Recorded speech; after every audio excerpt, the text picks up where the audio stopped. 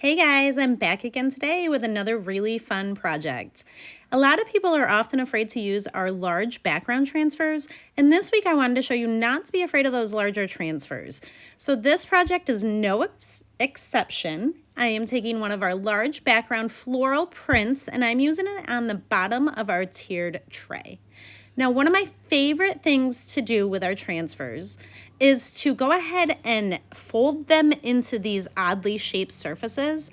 So what you see me doing here is just going around and making sure all the air pockets are out and that transfer is nice and tight down to the bottom. When you are using plastic stencils, you can't really get as close to the edge as you can with our silkscreen transfers.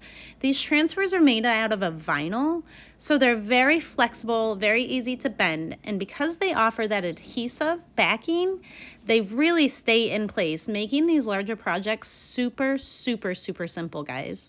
Now I'm coming through with a grayish paste. And another thing that I wanted to point out, since we're doing all sorts of background and large transfers this week, another thing I wanted to point out is that I did take this larger transfer and I went ahead and I cut it in half.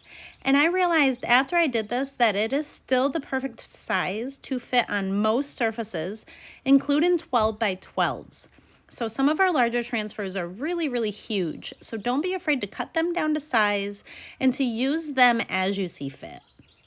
Now I'm going to go ahead and peel this off and reveal it. Is that not gorgeous? I was going for a subtle hint, and I really feel as though the grayish on white did that.